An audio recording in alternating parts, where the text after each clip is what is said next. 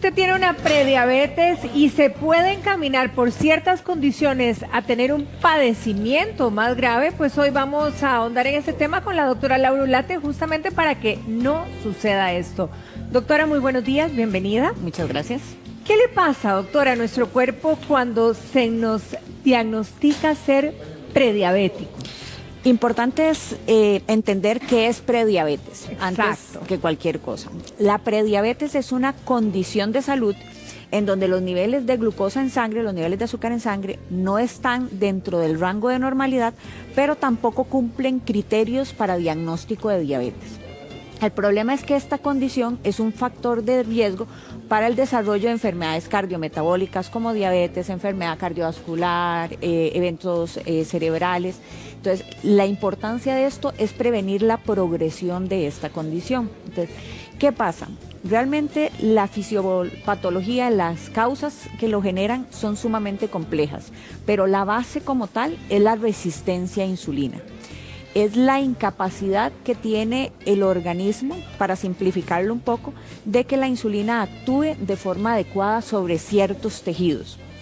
El hígado, el músculo y el tejido adiposo quizás son los que más intervienen como causas de la prediabetes. Ahora, ¿cuándo se dice que el azúcar en la sangre es normal? Lo normal depende del momento en que se tome. Un nivel normal en ayunas es hasta 99. Okay. Ese es el punto de corte. De 100 a 125 en ayunas se considera ya en rango de prediabetes y por encima de 126 ya es diabetes. Si lo hacemos después de comer, 2 horas después es que se realizaría el examen, hablamos que lo normal es hasta 139. De 140 a 199 es prediabetes y por encima de 200 diabetes. Ahora, ok, entonces sabiendo cuáles son los rangos, si nosotros, por ejemplo, estamos marcando esa prediabetes, ¿cómo atajamos para no llegar a ser diabéticos? Hay que valorar cuáles son las causas como tal. El aumento en la cantidad de casos de prediabetes y de diabetes se están debiendo a una serie de condiciones que se están dando a nivel mundial. Una de ellas, el envejecimiento de la población.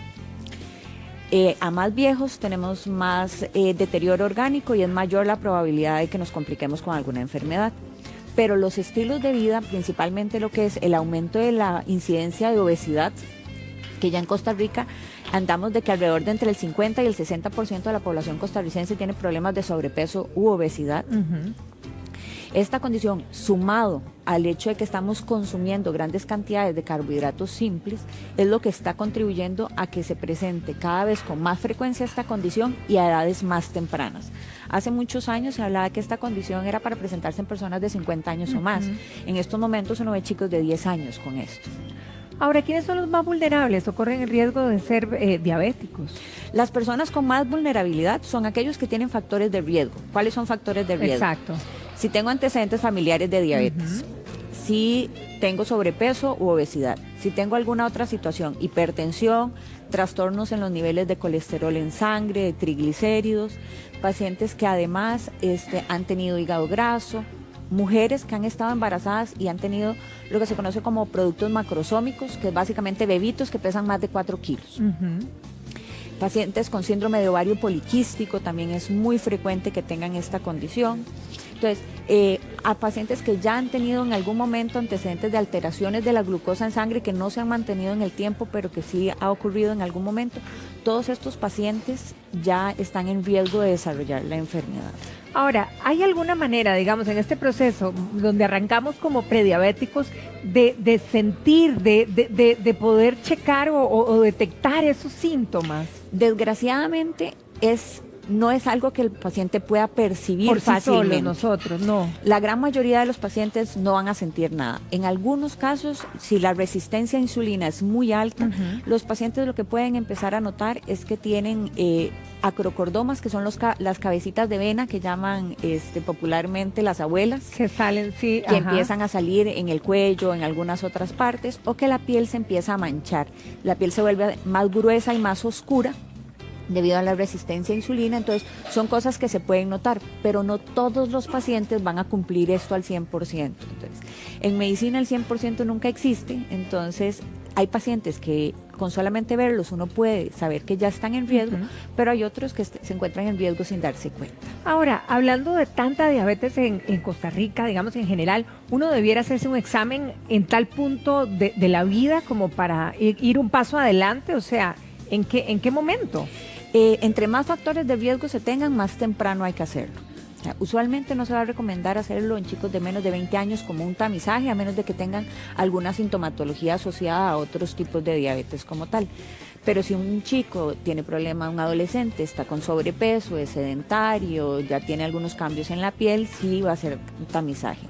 Después de los 20 años, hay recomendaciones que hablan que anualmente, que cada 3 años, pero básicamente si ya en algún momento a mí me detectaron una elevación de la glucosa, claro, debo estarlo haciendo anualmente, porque el 50% de los pacientes con diagnóstico de prediabetes va a desarrollar diabetes en los siguientes 5 años. Ahora, si ya soy prediabética, ¿verdad? ¿Qué manera tengo de revertir esto? Un ABC, doctora. Primero, si hay manera de revertirlo, ¿verdad? Ponerle un alto antes de pasar a ser diabético. Sí. Esta condición es reversible. Esa es la ventaja que se tiene, y a los pacientes se les dice desde el primer momento, esta condición es 100% reversible.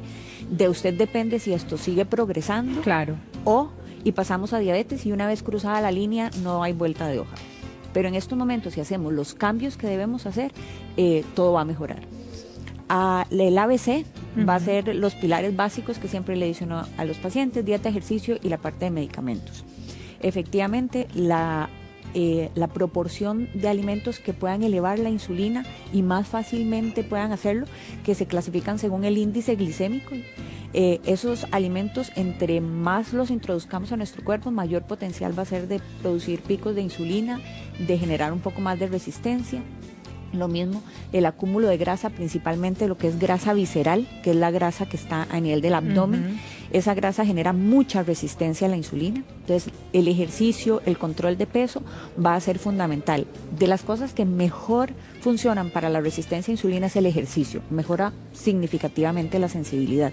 Y la parte farmacológica, que efectivamente hay pastillas, hay medicamentos que dependiendo de las características de cada paciente, se decide si valdría la pena utilizarlos desde una entrada o darle la oportunidad de que haga cambios y revalorar para determinar la necesidad de dar medicamentos o no. Pero también existen medicamentos en donde todavía es un poco controversial si lo que estamos haciendo es previniendo el desarrollo de la enfermedad o la estamos tratando en una fase más temprana.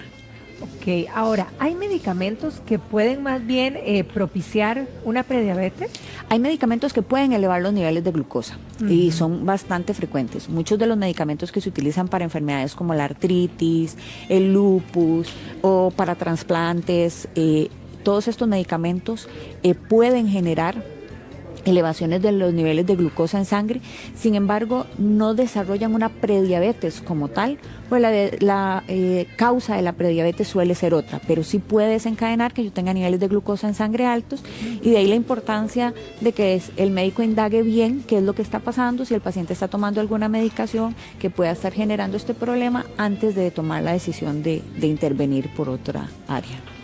Un consejo práctico, doctor, en el caso de la alimentación, para todas las personas que ya tienen una prediabetes, ¿verdad? ¿Qué es lo que en esa gama de alimentos hay que decirle hasta aquí nomás? Lo que hay que restringir es carbohidratos simples, que son todo lo que son harinas procesadas. No significa que haya que eliminar azúcar, eso es algo que es importante, pero significa que tengo que restringir la cantidad de azúcar. De hecho, la Organización Mundial de la Salud recomienda que el consumo de azúcar simple, no estamos hablando de carbohidratos, dependiendo de las características de la persona, debería ser entre 3 y 5 cucharaditas de azúcar diaria. Un jugo de paquete, un jugo de cajita usualmente tiene esa cantidad de azúcar, y no solemos contabilizar esto a la hora de hacerlo. Y la mayoría de nosotros le pone 2 cucharadas de azúcar al café, por ejemplo. Entonces, al final, si estamos consumiendo más azúcar de lo habitual, la idea es restringir la cantidad de azúcar, no necesariamente eliminarla, y lo que son carbohidratos simples, que es todo lo que son cositas de paquete, golosinas, helados, confites, etc. Todo lo que no.